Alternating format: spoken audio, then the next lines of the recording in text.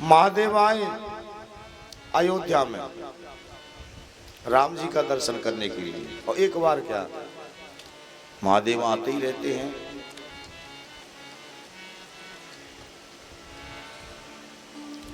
कृष्ण अवतार में भी आते हैं। जैसे कृष्ण अवतार में भगवान कृष्ण के बाल रूप का दर्शन करने के लिए आते हैं महादेव, ऐसे राम अवतार में राम जी के बाल रूप का दर्शन करने आते हैं। भगवान शंकर अयोध्या में आ गए, कागभूषण जी को बुला लिया। अब दोनों सोच रहे हैं कि राम जी का दर्शन कैसे हो। राम जी तो अभी छोटे हैं, आंगन छोड़ के बाहर आ नहीं सकते। अब क्या करना चाहिए कि हमें राम जी के बाल रूप का दर्शन हो जाए।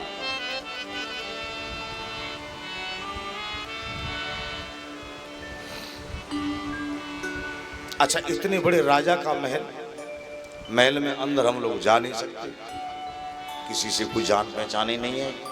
इतने बड़े राजा के यहाँ अंदर जाएंगे तो कोई पहचान वाला तो चाहिए। अब राम जी का दर्शन कैसे हो। अब सोच रहे हैं दोनों, कागभूषण जी और महादेव जी। कागभूषण जी बोले प्रभु उपाय है। मिल गया उपाय। बोले क्या? बोले हम वेश बदल लेते हैं।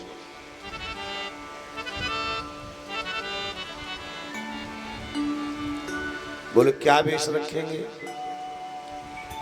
कागभूषण जी बोले महादेव से कहा प्रभु आप जादूगर बन जाओ, आप जादूगर बन जाओ।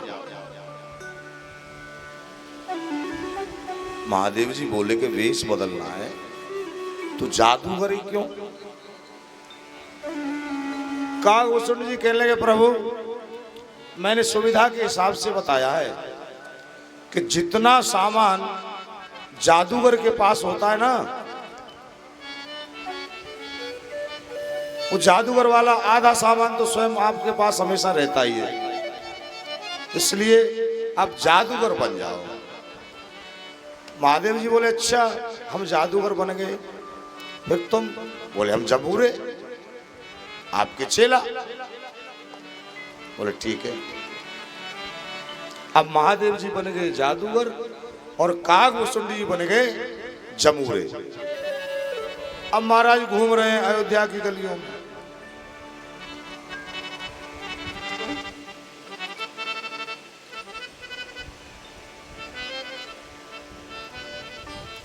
महादेव बोले देखो भैया अब हम जादूगर बन गए, तुम बन गए जमूरे, अब हम तो डमरू बजाते हैं और तुम गाओ। कागभूषण जी बोले बाबा हम गाएं? एक कौवा गाएगा? एक कौवा गाएगा कैसा लगेगा? शंकर जी बोले चिंता मत करो, यदि भगवान के लिए गाओगे तो काक हो पिक बक हो मराला।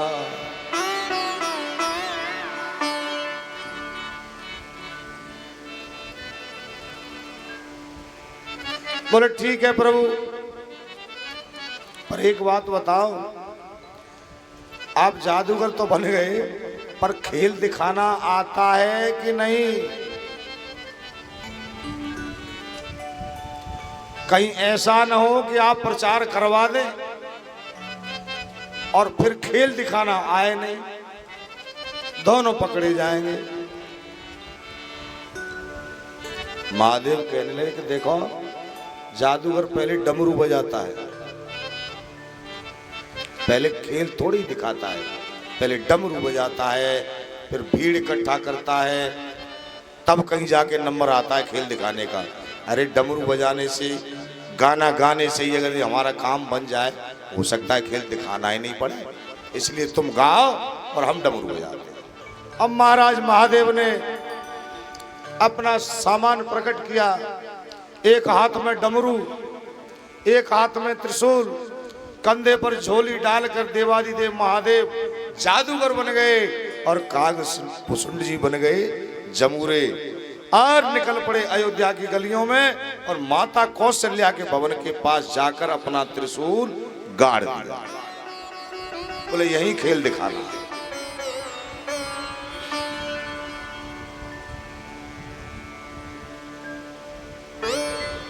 रीति विनीति सुकौतुक सो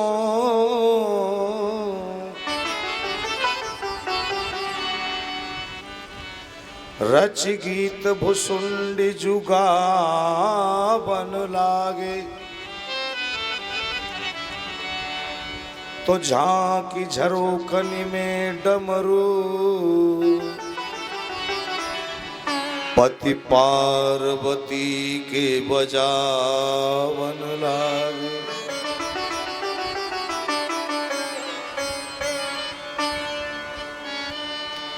महादेव जी ने निनादवत अपना डमरू बजाना डम डम डम डम डम डम डम डम डम डम डम डम डम डम डम डमरू बजाना शुरू कर दिया। और जैसे ही राम जी ने महादेव जी के डमरू की आवाज सुनी, भगवान के कान खड़े हो गए कि ये तो बाबा के डमरू की आवाज है। आ गए भोले बाबा। और डमरू के साथ साथ कागभूषण जी की आवाज आ रही है। कागभूषण जी गा रहे हैं, मेरे भोले बाबा को अनाड़ी न समझो, मेरे भोले बाबा को अनाड़ी न समझो, मेरे भोले बाबा को अनाड़ी न समझो, मेरे भोले बाबा को।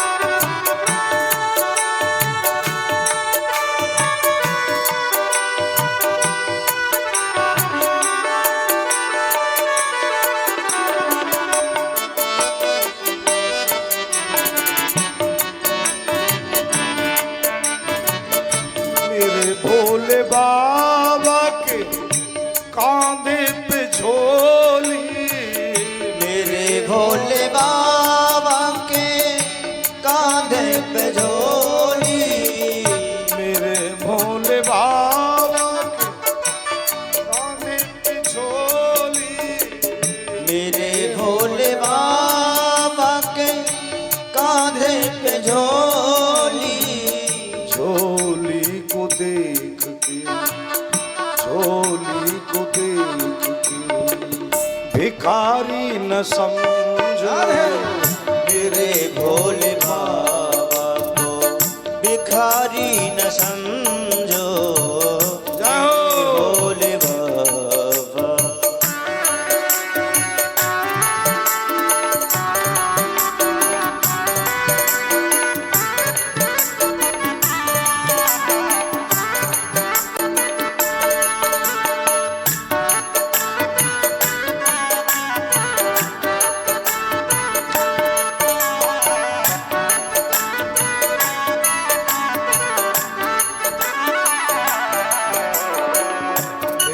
भोले बाबा के हाथों में डमरू, मेरे भोले बाबा के हाथों में डमरू, मेरे भोले बाबा के हाथों में डमरू, मेरे भोले बाबा के हाथों में डमरू। डमरू को देख के, डमरू को देख के मदारी न समझो, मेरे भोले बाबा को बिगाड़ी न समझो, मेरे भोले बाबा को।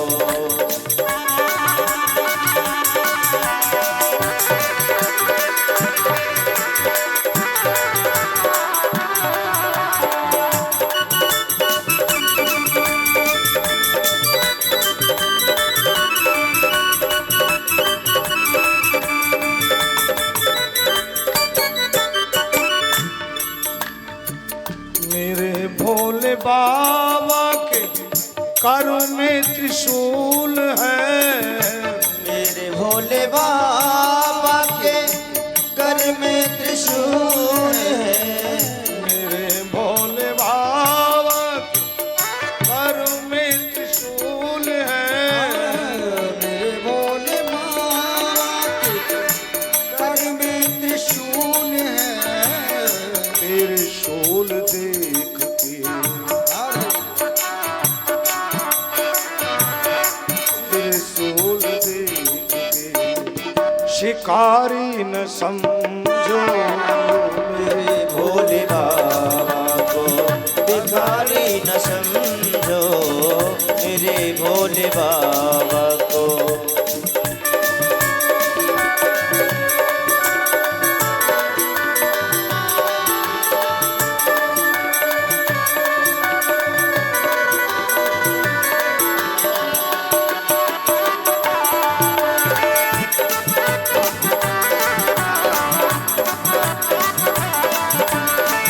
अनाड़ी न समझो, मेरे भोले बाबा को अनाड़ी न समझो, मेरे भोले बाबा को।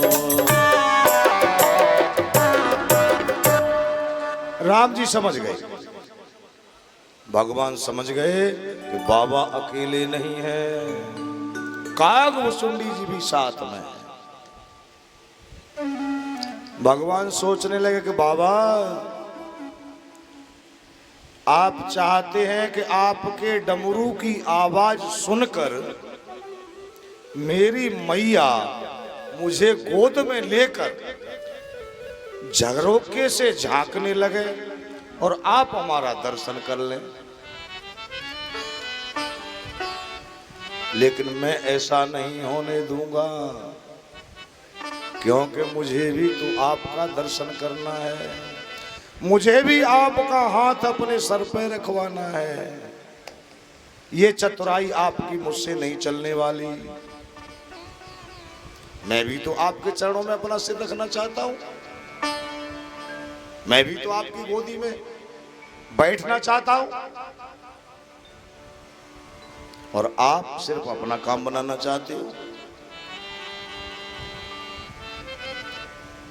तभी भगवान ने क्या किया, ऐसी लीला की राम जी ने कि चौकी पड़े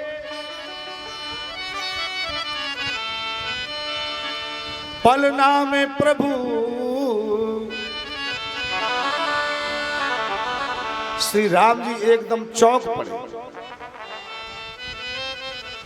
और रोना शुरू कर दिया। भगवान रोने लगे। माता ने देखा, बोली मैया बोली कि लाला को क्या हुआ, ये एकदम अभी तो अच्छा भला खेल रहा था और ये एकदम रोने लगा। किसी ने कहा मैया के बाहर कोई जादूगर खेल दिखा रहा है, उसके डमरू की आवाज सुनकर ये हमारा लाला रोने लगा है। मैया बोली कोई पहरेदार नहीं है? बोली हाँ है ना मैया। बोले भगाओ इनको, कहाँ के जादूगर आगे भगाओ। अब भैया पहरेदार दौड़ पड़े, चौके पड़े पलना में प्रभु, प्रहरी प्रतिशोध कुंधावन लागे, और आई धरे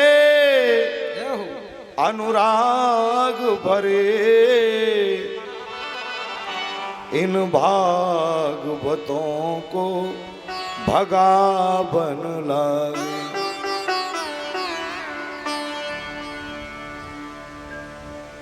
पहरेदार पहुंचे महादेव को, बोले क्या कर रहे हैं, क्या ये तमाशा लगा, अखाड़े अपना तो सुन, चलो भागो। बड़े आए खेल दिखाने वाले, पता नहीं कहां कहां से चले जाते, पता नहीं एक विशेष जगह राजा दशरथ जी का राजमहल है, यहाँ पे आके तुमने अपना तंबू गाड़ दिया। महादेव जी सोच रहे हैं कि अब क्या हुआ। तब तक भैया पहरेदारों ने क्या किया, किसी ने त्रिशूल को उखाड़ा फेंक दिया, किसी ने डमरू को फेंका, किसी ने मुंडमाला को फेंका, किसी ने झोली को फेंका। महादेव का पूरा सामान तितर बितर कर दिया। अब कागभूषण जी देख रहे हैं महादेव जी की ओर। महादेव बोले अब क्या देख रहे हो बच्चा, उठाओ अपना सामान और चलो।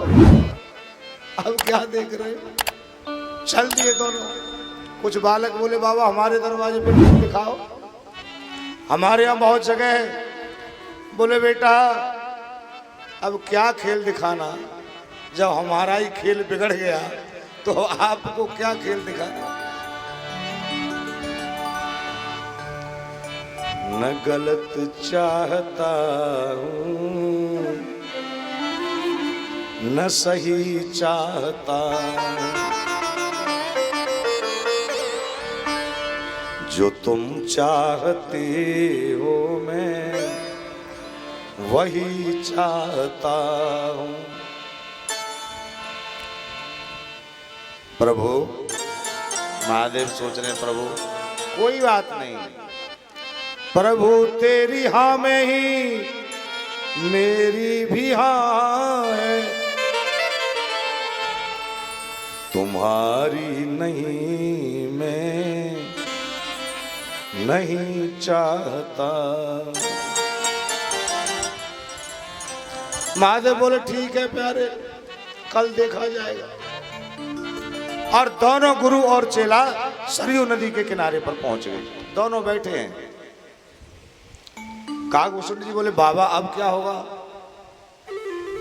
महादेव बोले अब कल देखा जाएगा। बोले कल क्या करेंगे। बोले कल फिर कुछ बनेंगे। काकभूषण जी बोले बाबा तो हम ऐसे कब तक बनते रहेंगे। महादेव बोले कि जब तक हमारा काम न बन जाए तब तक हम बनते ही रहेंगे। अब ये देखना है कि काम हमारा कब तक बनता है, कब भगवान हमारे ऊपर दया करते हैं, कब उनकी कृपा हमारे ऊपर होगी। क्यों?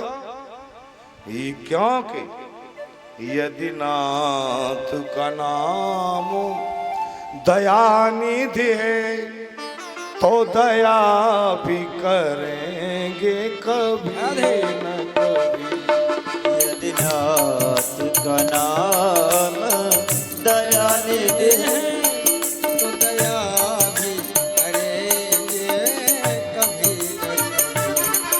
यदि नाथ का नाम दयानिधि है तो दया भी करेंगे कभी न कभी। दुख हारी हरि दुखिया जन के दुख क्लेश हरेंगे कभी न कभी। यदि नाथ का नाम दया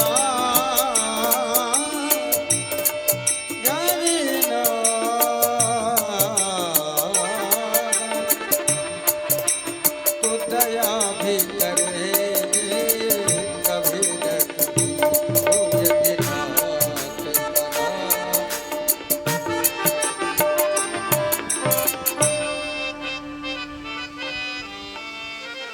सारी रात प्रभु श्री राम जी के ध्यान में बिताई। सवेरा हुआ तो आज दूसरा दृश्य था। आज भगवान शंकर जी ज्योतिषी बन गए।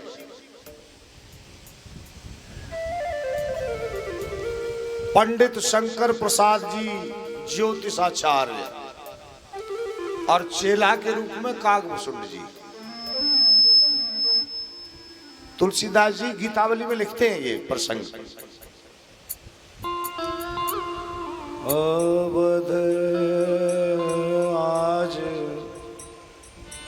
आगमी एक आयो। आगमी कहते हैं ज्योतिषी को। काकभूषण जी प्रचार करने लगे, बड़े उच्च कोटि के ज्योतिषी हैं।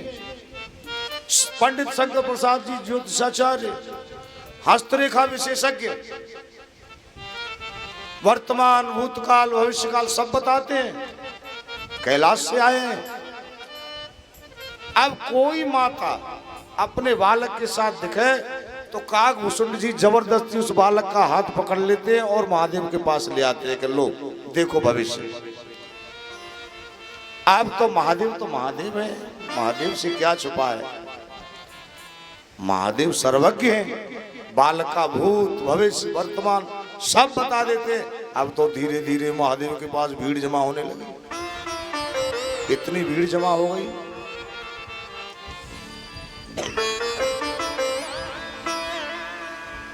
अच्छा देखो, एक बात ध्यान आ गई मुझे,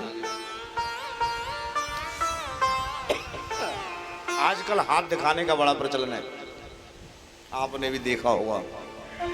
हाथ दिखाने का बड़ा प्रचलन है। अगर कोई संत महात्मा कहीं दिखाई दिया तो हाथ कर देंगे, पहले बाबा देखना हमारा हाथ।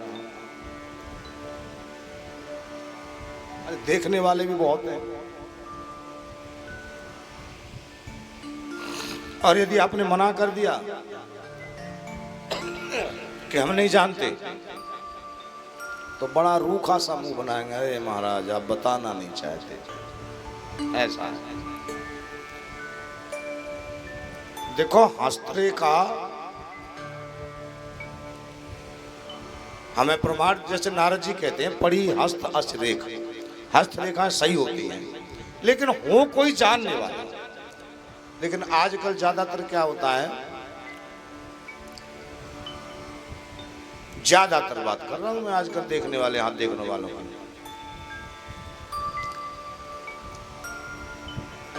एक तो धन की समस्या, हर व्यक्ति को धन की आवश्यकता है।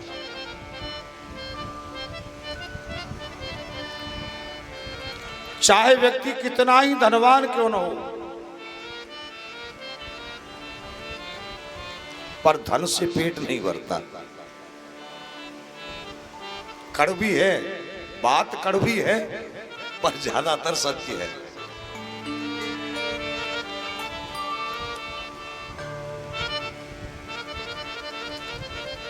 और दो चार बातें ऐसी हैं जो लगभग सभी के जीवन में घटित होती हैं, और कुछ ऐसी होती हैं जो अपनी कम और दूसरों की ज्यादा दिखाई देती हैं। जैसे कमाई अपनी कम दिखाई देती है, दूसरे के से इसकी बहुत ज्यादा कमाई है। और सबसे महत्वपूर्ण बात यह है,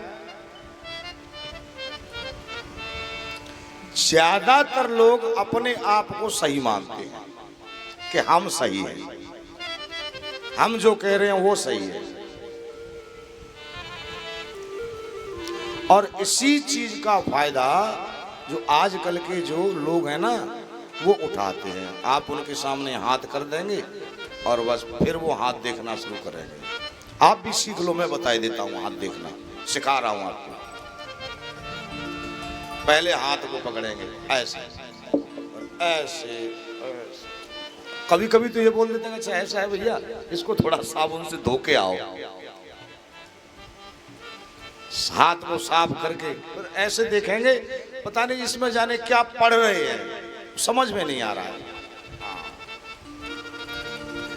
2-4 मिनट बाद में बोलेंगे फिर देख देख के, हाँ आपको बचपन में चोट लगी है। अब बताओ बचपन में चोट किसको नहीं लगी होगी? कौन होगा ऐसा कि जिसे बचपन में चोट नहीं लगी होगी?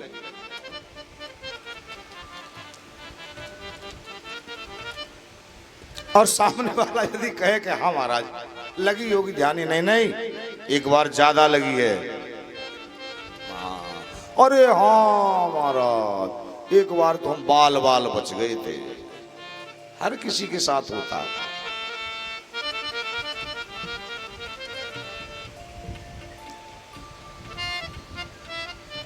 दूसरी बात, आपके पास पैसा आता तो बहुत है पर रुकता नहीं।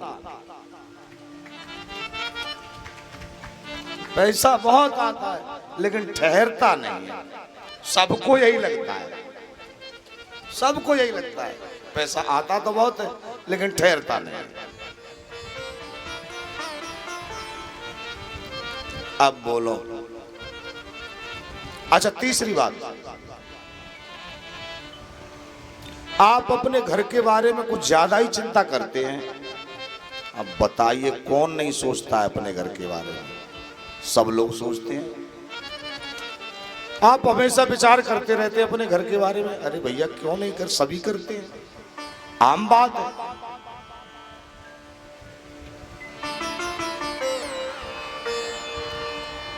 और किसी के 2-4 बच्चे हुए तो एक बात और बोल देंगे, और तो सब ठीक है, पर आपके 1-2 बच्चे हैं ना, वो आपकी कम सुनते हैं। अब घर में 4 बच्चों में से 1-2 बच्चा ऐसा जरूर होगा कि वो 2-4 बातों को पिताजी की को इधर से उधर निकाल देता होगा, जरूर होगा। और सबसे महत्वपूर्ण बात एक और,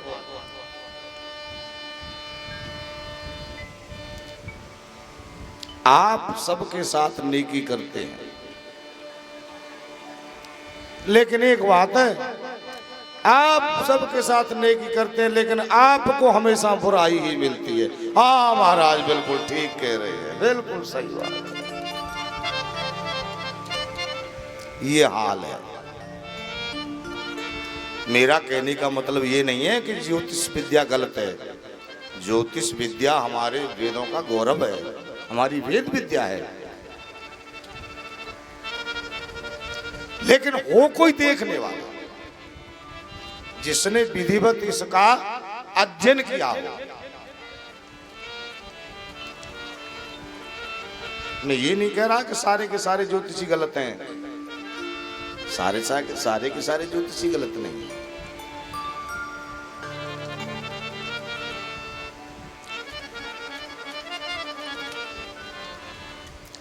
अच्छा वैसे अब समय कम है, आगे नहीं। वैसे कुछ ऐसे भी होते हैं कि जो संतों की हंसी को उड़ाते हैं, कुछ तो मेरे साथ ही एक हाथ 2 आ गया तो मेरे साथ हो गया।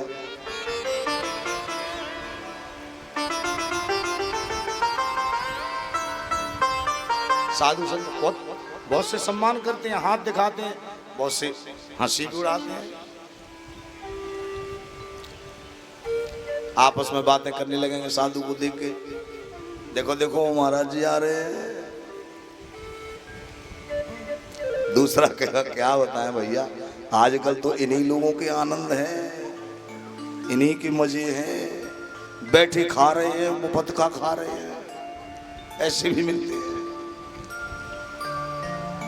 चला जा जा, तू भी चला जा, चीला बन जा बाबा, बाबा ऐसे भी ले जाओ ले जाओ ले जाओ ले जाओ, ये भी होता है।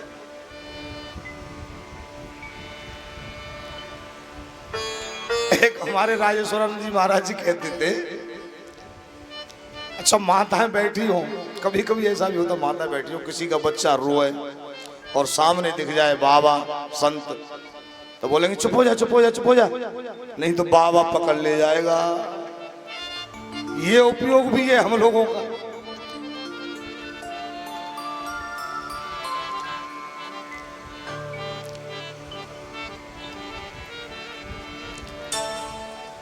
महादेव जी ज्योतिषी बन गए, बाबा के पास भीड़ लग रही है, भूतकाल वर्तमान काल भविष्य सब बता रहे हैं। तभी बाबा ने देखा कि एक दासी अपने बच्चे का हाथ पकड़ के महल की ओर जा रही है। शंकर जी ने कहा, विष्णु जी को इशारा किया कि जाओ, देखो वो दासी जा रही है, इसको लाओ, यही महल में घुसने की चाबी है। कहा विष्णु जी दौड़े दौड़े गए, दासी को बच्चे का हाथ पकड़िए, बोली मैया कहाँ जा रही हो? अरे अपने बच्चे का भविष्य दिखाओ, ऐसे महात्मा रोज रोज आते हैं कहीं। बोले हमें जल्दी है। बोले अरे मैया ये जल्दी तो लगी रहती है, इतने विद्वान आपके द्वार पर आए हैं, आप इस समय को जाने मत दो। शंकर जी ने बालक का हाथ देखा, सब कुछ बताया। दासी बोली बाबा अब आपको दक्षिणा में क्या दूं? शंकर जी बोली अब तुमसे क्या लें, हमारी तो इच्छा ये थी कि जहां से तुम्हें मिलता है वहीं से हमें मिल जाए। कहने का मतलब ये है कि हमें महलों में प्रवेश दिलवा दो। दासी बोली बाबा कोशिश करूंगी, पक्का तो नहीं कह सकती लेकिन कोशिश करूंगी। दासी पहुंची, माता कौशल्या के पास पहुंची, बोली मैया द्वार पर बड़ा विद्वान ज्योतिषी आया है, हाथ देकर सब कुछ बता रहा है, भूत भविष्य वर्तमान सब कुछ बता रहा है। मैया बोली तो ऐसा करो, राम लक्ष्मण और भरत शत्रुघ्न इन चारों के हाथ दिखाएंगे, जाओ उस ज्योतिषी को यहां बुला ला।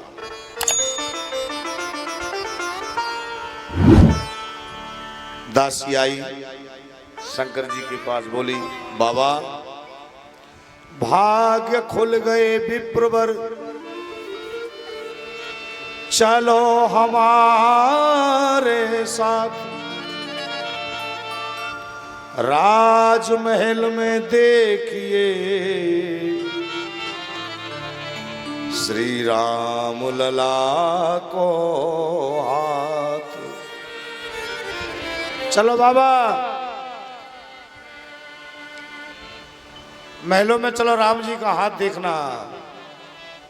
कुछ मैया बोली बाबा हमारे बच्चे का भाग्य तो बताओ। शंकर जी बोले इतनी देर से हम तुम्हारे ही बच्चे का भाग्य बता रहे थे, अब हमारे भाग्य खुलने की बारी आई है, अब तो हमें चलना चाहिए। महाराज दासी के पीछे पीछे महादेव जी आए। कागभूषण जी ने झोली उठाई, महल के द्वार पर पहुंचे। दासी बोली बाबा ये राजमहल है, यहाँ के कुछ कायदे कानून है। बोले क्या? बोले आप में से एक ही व्यक्ति जा सकता है, आप में से एक व्यक्ति जाएगा, आप चलिए अपने शिष्य को यहीं बैठा दीजिए। महादेव बोले कोई बात नहीं, इसको कुछ खाने पीने के लिए दे दो, यहीं बैठा कुछ पूड़ी कचौड़ी खाता रहेगा, हम चलते हैं। कहा उसने बोले ठीक है बाबा, 4 दिन से इसीलिए तुम्हारी झोली कंधे पे डाले घूम रहे थे हैं? और जब दर्शन का समय आया तो अकेले चल दिए, लेकिन ध्यान रखो यदि मुझे साथ नहीं ले गए तो मैं भी तुम्हारी पूरी पोल पट्टी अभी खोल दूंगा। शंकर जी बोले ठहर जा, कोई उपाय सोचते हैं। तुम इतनी जल्दी नाराज मत हो, अभी कोई ना कोई उपाय करते हैं। दासी बोली बाबा क्या बातें कर रहे हो? बोले एक समस्या है। क्या समस्या है? बोले इस चेले के बगैर काम नहीं चलेगा, इस चेले के बगैर काम नहीं चलेगा। बोले चेले के बगैर काम क्यों नहीं चलेगा? बोले इसलिए कि मेरी दृष्टि थोड़ी कमजोर हो गई है, थोड़ा कम दिखता है, इसलिए चेला हाथ देखेगा। दासी बोली तो फिर एक काम करो, आप चेला को भेज दीजिए, आप यहीं बैठिए। कहा उसने बोले हाँ ये ठीक है, ये यहीं बैठे भजन करेंगे, हम चलते हैं। महादेव बोले अच्छा बेटा ये बात। बोले ले जाओ, लेकिन काम नहीं बनेगा। बोले क्यों, अब क्या समस्या है? बोले ये तो रेखा देखेगा, उसका अर्थ तो हम ही बताएंगे। कहने का मतलब ये है कि दोनों को ले जाना पड़ेगा। बोले ठीक है।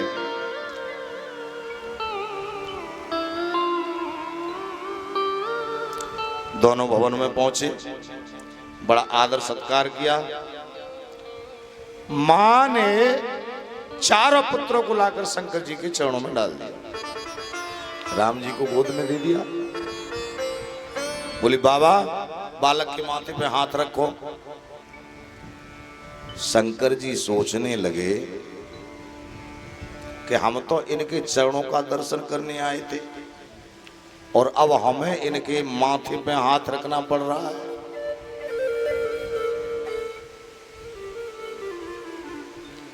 जिन चरणानि सो निकसी सुरसरी, शंकर जटा समाई। इनके चरणों से निकली हुई गंगा जी को हम सदैव अपने सिर पे धारण किए रहते हैं, आज हम इनके सिर पे हाथ रखें, बड़े बुरे फंसे। राम जी मुस्कुराने लगे कि बाबा और बन जाओ ज्योतिषी। अब ज्योतिषी बनकर आए हो तो आशीर्वाद तो देना ही पड़ेगा।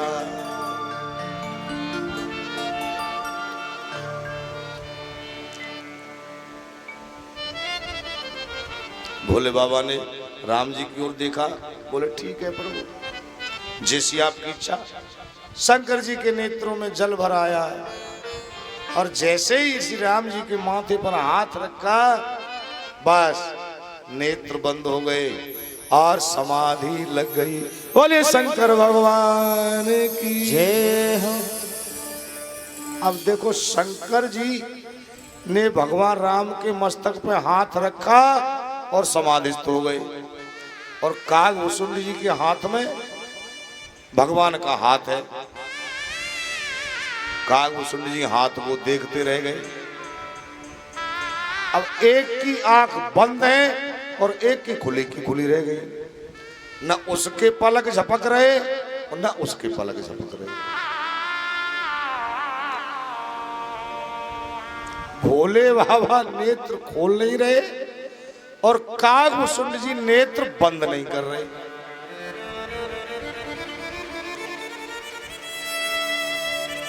बड़ी देर हो गई। माता ने दासी से पूछा कि दासी, बाहर भी ऐसा होता था क्या? कितना समय हो गया, एक नेत्र खोल नहीं रहा और एक नेत्र बंद नहीं कर रहा, क्या बाहर भी ऐसा होता था?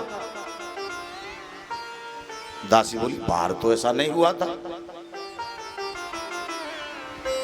तो फिर यही क्यों हो रहा है? पर शायद कुछ देख रहे हो। मैया बोली, चलो ये तो नेत्र बंद करके कुछ देख रहे होंगे, लेकिन ये क्या कर रहा है? ये नेत्र बंद ही नहीं कर रहा है। बोले, ये उनकी प्रतीक्षा कर रहा है कि इनके कब नेत्र खुले तब मैं कुछ बोलूं। दोनों की ऐसी स्थिति हो गई। अब राम जी सोचने लगे कि ये तो अभी पोल खुलती है हमारी। तभी धीरे से भगवान ने अपना हाथ बढ़ाया और बाबा की लटाएं, जो जटाएं बाबा की लटक रही थी, भगवान ने जटाओं को पकड़ के एक झटका दिया। बाबा क्या कर रहे हो? ये कैलाश पर्वत नहीं है, ये माता कौशल्या का महल है। बाबा ने आंखें खोली। अरे मैया, सब देख लिया। बोले, क्या देख लिया? कुछ बताओ तो सही। शंकर जी बोले, जब ये बालक पैदा हुआ था तब ऐसा नहीं था। इसके 4 भुजाएं थी, शंख, चक्र, गदा, पद्म, चारों भुजाओं में ये धारण किए हुए था। बड़ा ही दिव्य रूप था इसका। मैया सोचने लगी कि ये तो केवल मुझे और मेरे पुत्र को ही पता है, हमारे अलावा तो किसी को पता नहीं। शंकर जी बोले, मैया हमने ठीक कहा ना? मैया बोली, बाबा आपको कैसे पता? शंकर जी बोले, हमें नहीं पता, हमारा ज्योतिषी बता रहा है। जो हमारी ज्योतिष विद्या है वह बता रही है। राम जी मुस्कुरा रहे हैं कि जय हो ज्योतिषी जी महाराज। मैया बोली, बाबा कुछ आगे की बात बताओ। शंकर जी बोले, तो सुनो, कुछ समय बाद एक बाबा जी और आएंगे। कुछ समय बाद एक बाबा जी और आएंगे। बोली, क्यों? बोली, आपके बालक को लेने के लिए। बोली, मैं तो नहीं भेजूंगी, इन बाबाओं का क्या भरोसा? मेरे बालक को भी बाबा बना दिया तो। बोले, नहीं भैया, एक बाबा जी आएंगे, आपके बालकों को ले जाएंगे और उनके साथ भेज देना। आपके बालकों का विवाह करा के लाएंगे। मैया बोली, विवाह? अच्छा, विवाह किसी के बालक का? अगर किसी मैया को पता लग जाए कि मेरे बालक का विवाह हो, आहा, इतनी जल्दी रहती है मैयाओं को अपने बच्चे के विवाह की। इतनी जल्दी रहती है कि कब मेरे घर में बहू आ जाए।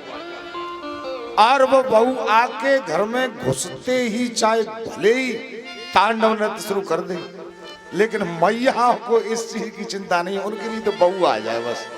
बोली, अच्छा, मेरे बेटे का विवाह कराने के लिए बाबा आएंगे? बोले, हाँ। तो बोले, ठीक है भैया, अब वो भले ही कल ही आ जाए बाबा, मैं तो कल ही भेज दूंगा।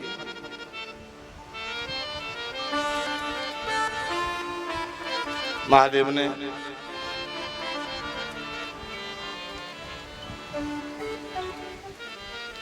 जन्म प्रसंग कहो कौशिक मिस, सीय स्वयंवर गायो। शंकर जी ने मैया को जन्म से लेकर विवाह तक की पूरी कहानी बता दी। विवाह हुआ, तभी राम जी ने बाबा की जटाओं को फिर से पकड़ा और जोर से झटका मारा। बोले बाबा, वनवास की कथा मैया को मत बता देना। यहां तक तो ठीक है, लेकिन वनवास की कथा मैया को मत बता देना, नहीं तो मैया अभी से परेशान हो जाएगी।